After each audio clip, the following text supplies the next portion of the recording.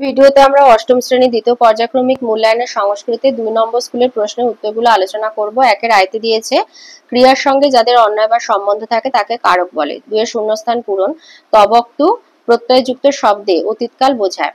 3 এ দিয়েছে পঞ্চাত্ব কথার অর্থ মৃত্যু বা দেহত্যাগ। 4 শূন্যস্থান পূরণ। যেতে যেতে, বলতে বলতে বা বলছে এমন, যাচ্ছে এমন প্রভৃতি অর্থ বোঝাতে সংস্কৃত ভাষার পরস্মৈপদী ধাতু শেষে সানজ প্রত্যয় যোগ হয়।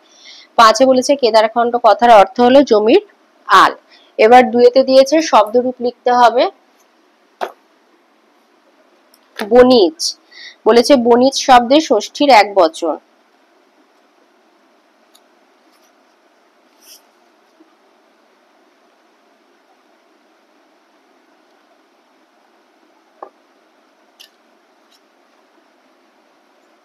বনিজের ষষ্ঠীর এক বচন বনিজ, বিসর্গ দেবে বনিজ।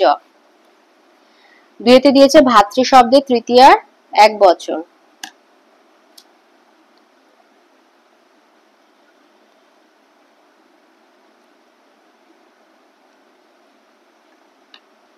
তৃতীয়ার এক বচন ভাতৃ।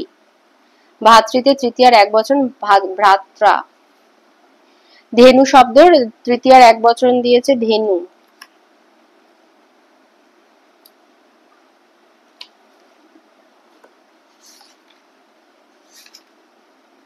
ধেনু শব্দের তৃতীয়ার এক বচন ধেন্যা।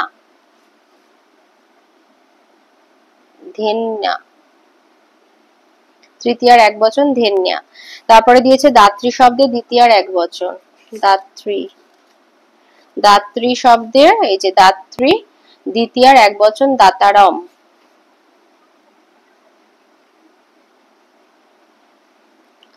পাঁচে দিয়েছে মতি শব্দের দ্বিতীয়ার বহু বচন।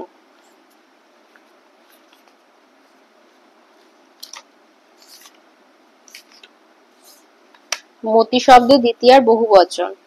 এই যে মতি শব্দের দ্বিতীয়ার বহু বচন মতি বিসর্গ।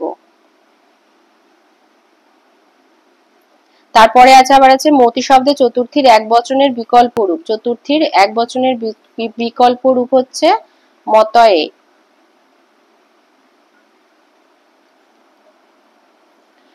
সাথে দিয়েছে বধূ শব্দের দ্বিতীয়ার এক বচন।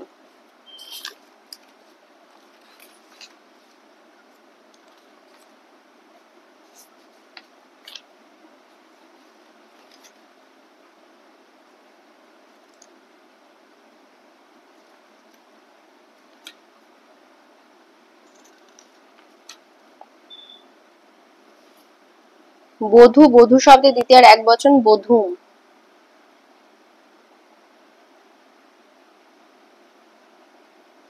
আটে দিয়েছে দধি শব্দের দ্বিতীয়ার বহু বচন।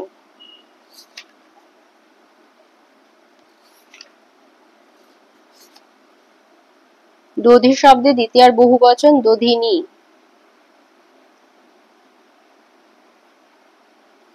এবারে আসছে ধাতু রূপে দিয়েছে প্রচ্ছ। প্রচ্ছ ধাতুর লং এর প্রথম পুরুষের এক বচন।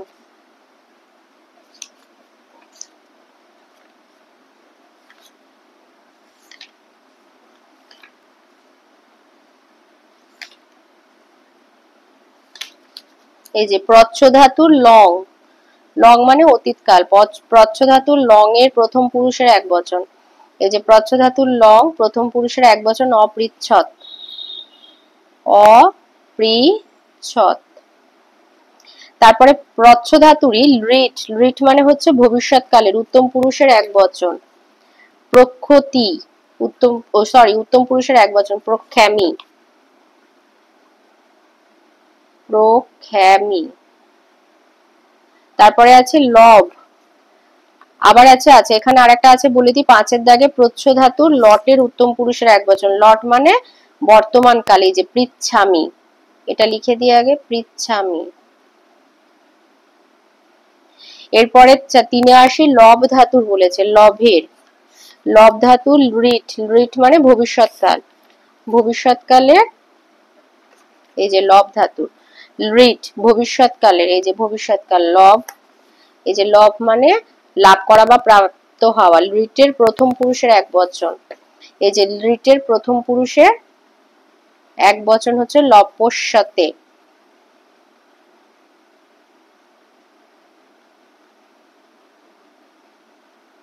আর একটা আছে পা ধাতু লৃট, পায়ের মানে লৃট মানে ভবিষ্যৎকাল, পা ধাতু লৃটের মধ্যম পুরুষের এক বচন, পা ধাতু লৃট, লৃটের মধ্যম পুরুষের এক বচন, মধ্যম পুরুষের এক বচন পাশ্যাসী।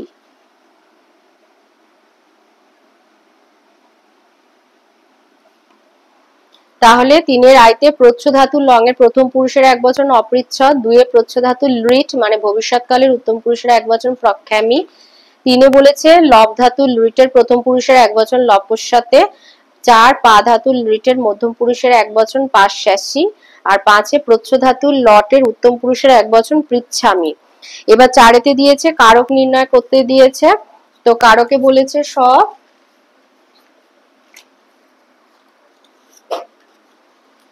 কারক বলেছে এখানে আইতে আছে জাত্যা, জাত্যা হবে করণ কারকের তৃতীয়া বিভক্তি, দুয়েতে দিয়েছে মাতা কন্যায়া সহ গচ্ছতি, কন্যায়া হবে করণ কারকের তৃতীয়া বিভক্তি মানে কন্যার সাথে, তিনে দিয়েছে নৃপ অখ্যানু দিব্যতি, অখ্যান হবে কর্মকারকের দ্বিতীয় বিভক্তি, চারে শ্রমম অপাদান কারকে পঞ্চমী বিভক্তি, কারণ হচ্ছে শ্রম বিনা, বিনা থাকলে অপাদান কারক হয়, পাঁচে বিবাদেন করণ কারকের তৃতীয় বিভক্তি প্রয়োজনার্থে, আর ছয়তে মাসম মানে সময় বোঝাচ্ছে তাই জন্য অধিকরণ কারকের সপ্তমী বিভক্তি।